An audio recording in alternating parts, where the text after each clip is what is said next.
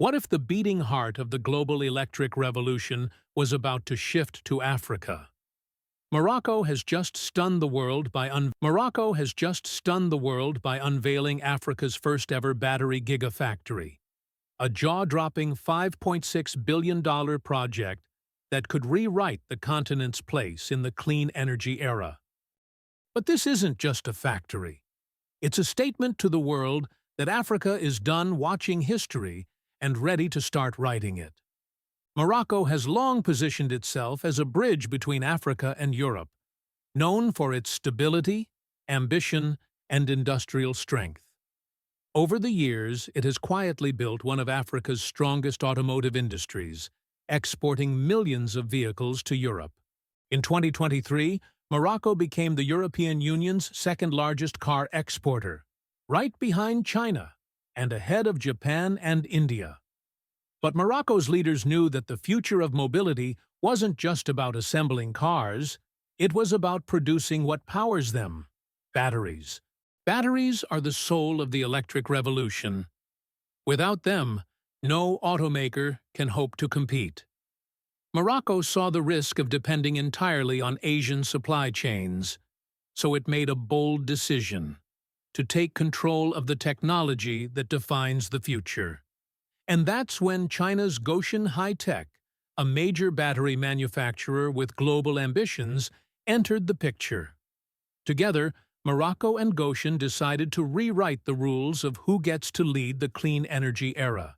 A gigafactory is no ordinary plant.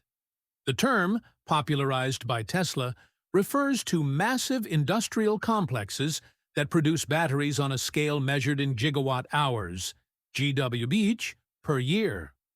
One gigafactory can power hundreds of thousands of electric vehicles annually, while also supplying storage for renewable energy projects. These are not just factories, they are the engines of the clean energy economy. Tesla used gigafactories to slash costs, secure its supply chain, and dominate its competitors. Now, Morocco is following the same playbook. The factory will rise in Kenitra in northwest Morocco, close to major ports that connect directly to Europe. In its first phase, it will produce 20 GWh of battery capacity every year, enough to electrify hundreds of thousands of vehicles. Over time, that output will expand to 100 GWh, putting Morocco on par with some of the world's largest producers. Unlike most assembly plants, this gigafactory will produce not only battery cells, but also critical components such as cathodes and anodes, giving Morocco control over the most valuable parts of the supply chain. The project will be built in 5 phases, with the first phase alone costing $1.3 billion. When fully operational, the gigafactory will employ up to 10,000 people, including 2,300 jobs expected as early as the first production stage in 2026. Imagine the ripple effect: new jobs, training programs, skill development, and an entire generation of Moroccan engineers mastering advanced battery technology. For Morocco, this is about more than industrial growth. It's about independence. It's about no longer relying on imports for high-value technology, and instead becoming a regional hub for clean energy innovation. For Europe, the factory is a lifeline. As the European Union races toward its 2035 ban on new fossil fuel cars, European automakers need reliable, nearby sources of batteries. With 85% of production expected to be exported to Europe, Morocco offers the perfect solution: stable, cost-effective, and geographically close. For China, the benefits are equally strategic. By investing in Morocco, China gains a strong foothold near Europe while expanding its influence in Africa. It strengthens its global battery network and ensures its presence in a region critical to the future of clean energy. The numbers are staggering. At full capacity, Morocco's gigafactory could produce enough batteries to power 1 million electric vehicles per year. It represents one of the largest industrial ventures in African history, with a total investment of $5.6 billion. Beyond the figures, It's a symbol of what's possible when vision meets determination.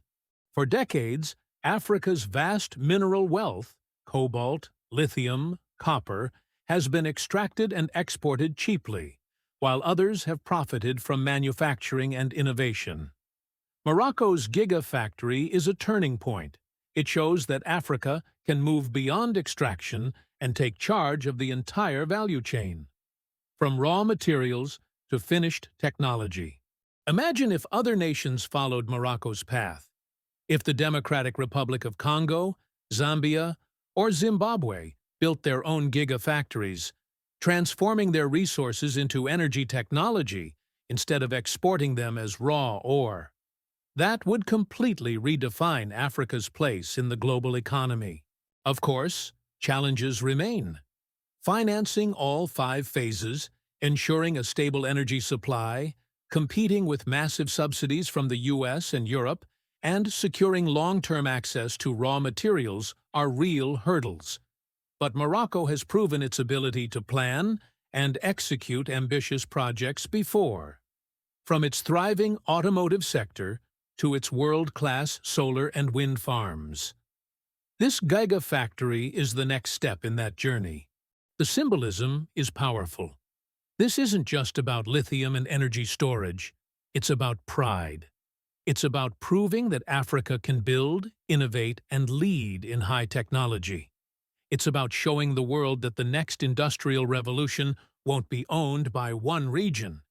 It will be built by those bold enough to seize it. When Morocco's Gigafactory begins production in 2026, it won't just be producing batteries, it will be producing belief.